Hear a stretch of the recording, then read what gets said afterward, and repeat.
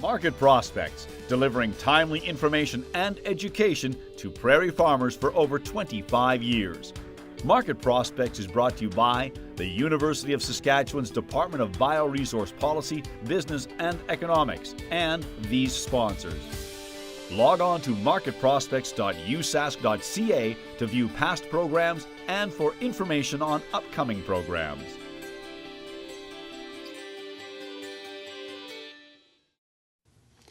In this week's Market Prospects interview, we look at the wheat situation and outlook. And joining us in studio is Ward Weisensel, who's the Chief Operating Officer with CWB. Great to have you on Farmgate. Pleasure to be here, Bob. Right off the top, then, please review global hard red spring wheat and durum production and markets for the current crop year and how Canadian sales have fared so far then. Yeah, it's hard to talk about markets on wheat and durum without talking about the overall corn situation, because of course last year you had the major U.S. corn drought, a very poor crop. This year, of course, they've produced an excellent crop, close to record yield, but record corn production overall. And that has really brought overall prices down, because last year, really, corn was sort of supporting wheat, and with corn coming down, wheat prices have moved with it.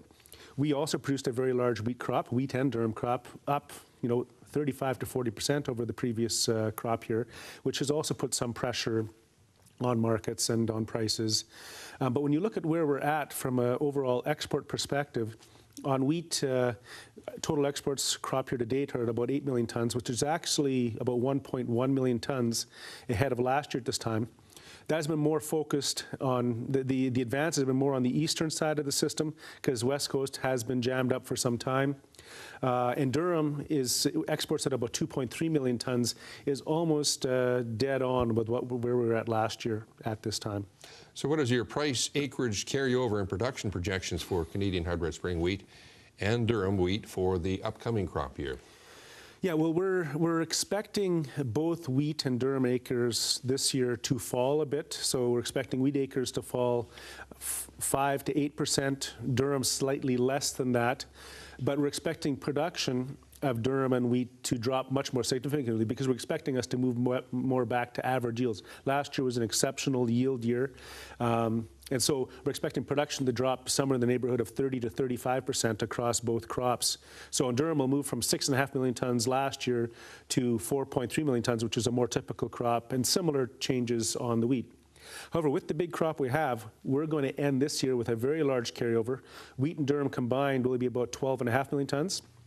Normal would be around 7. So that's a big number.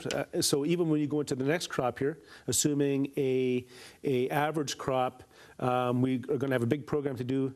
And so at the end of 14-15, we would expect that we'd have a carryout of 9.5 million tons, which is still above that sort of normal 7 million ton type of range. That is going to keep pressure on prices. The world crop's going to keep pressure on prices.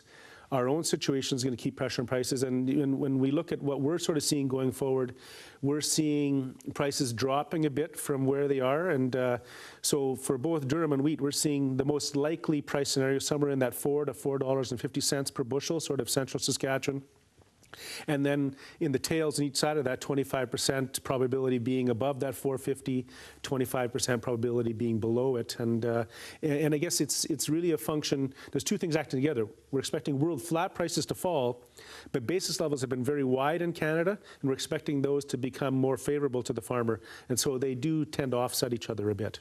Let's look at protein premiums and what is happening with protein spreads this year as overall prices drop, and what is expected for the upcoming crop year. Yeah, with the large crop we had, we produced a very low protein crop, so protein premiums have held in there.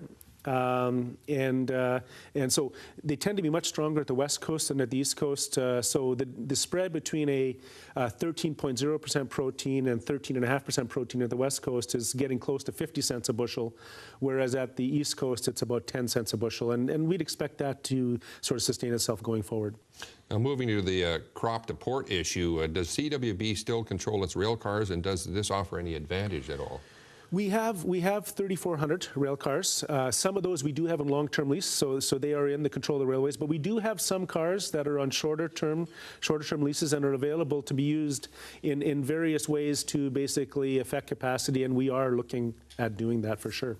Is there any coordination of car movement within and between crops at all? Like cars that are provided to the railways, they don't tend to focus on what crop goes into them. From the railway's perspective, a car is a car.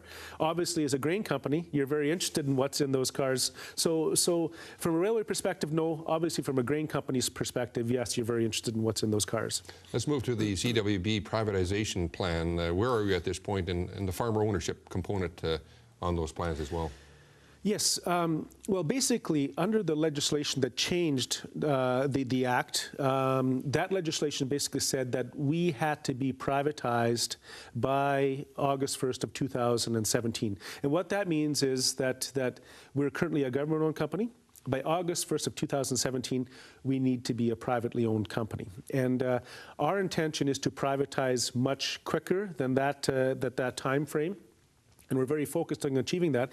And what we're focusing on achieving is really a partnership between farmers, who would be an owner of that strategic network, and a strategic investor that we would bring in that would effectively buy the government's position out. And so that is the focus of what we've been working on. And you know, coming into this, we were very strong on the marketing side, but we were very weak in terms of actually having assets on the ground. And so we've been making moves in terms of buying assets, looking at ways of moving into the asset space. The recent purchase of Mission Terminal and Three Rivers on the East Coast is a good example of that. But within that, in order to get a farmer equity position in the company, what we've announced is a farmer equity plan that for every ton of grain that is delivered to the CWB from August 1st of this crop year we're currently in, going forward, it makes them eligible for $5 of equity in the CWB at the point that it's privatized. And that's effectively that partnership between farmers and a strategic investor that will ultimately take the organization forward. And we think it's a very unique value proposition for farmers that's unique in the industry. Great insights, Ward. Thanks for coming in. Thank you very much, Bob. Okay, we'll take a break again. We're back in 2 minutes. Please stay with us.